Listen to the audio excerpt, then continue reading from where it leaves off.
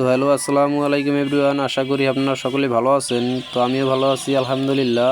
আজকে সকাল সকাল আমি বেরিয়ে পড়লাম ব্রয়লার মুরগি আনার উদ্দেশ্যে। তো আমি অনেক দিন যাবত এই চেষ্টা করতেছিলাম যে আমি রোজার পয়লা দিক দিয়ে মানে রোজার প্রথম 2-3 রোজার ভিতরে আমি মুরগির বাচ্চাটা তোলার জন্য। তো সেটা মানে পর্যায়ক্রমে হয়ে ওঠা হয়নি। তো এখন আমি সেই বাচ্চাটি আমি পেলাম আজকে রবিবার দিন।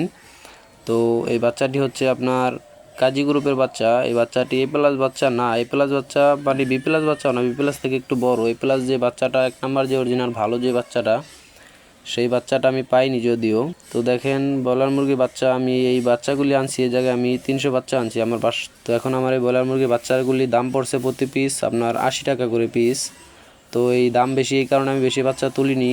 এই 80 টাকা পিস করে মুরগি তুলে মানে ব্যবসা করা একদম অসম্ভব একটি বিষয়।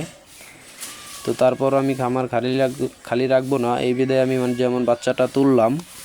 তো দেখেন আমি বাচ্চাটা এনে আমি এখন 2 লিটার খাবার পানিতে আমি যেই ওষুধটি দিব, তো সেটি হচ্ছে আপনার লাইসোভেট ওষুধ।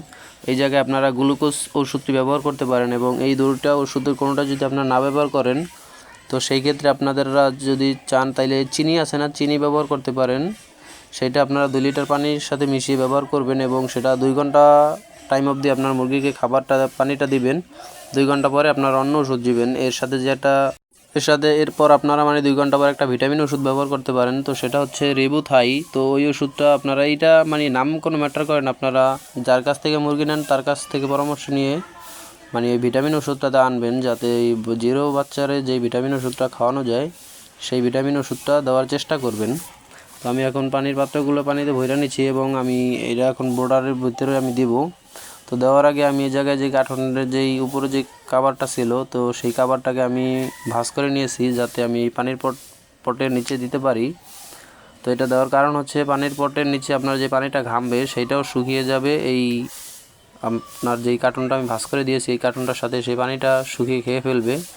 আর একটা উপকারিতা হচ্ছে মুরগিটা মানে উঁচু থেকে পানি খেলে মুরগিটা অনেক সুস্থ থাকবে এবং পানিটা ময়লা হবে না।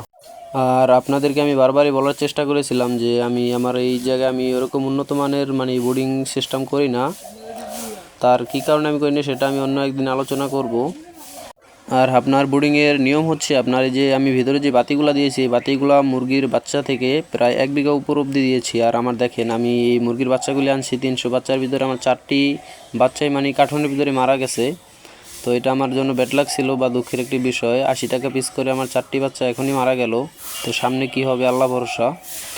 তো যেই কথাটি আমি বলতে চেয়েছিলাম যে বোর্ডিংয়ের সব থেকে গুরুত্বপূর্ণ যে বিষয়টি সেটা হচ্ছে আপনার যেই নিচে যে ভুসিটা দেন সেটা দিতে হবে শীতের দিন হলে আপনার 3 ইঞ্চি পরিমাণ উচ্চতা মানে মোটা করে, আর গরমের দিন হলে 1 থেকে 1.5 ইঞ্চি পরিমাণ উচ্চতায় আপনারা দিতে পারেন, কোনো অসুবিধা নাই।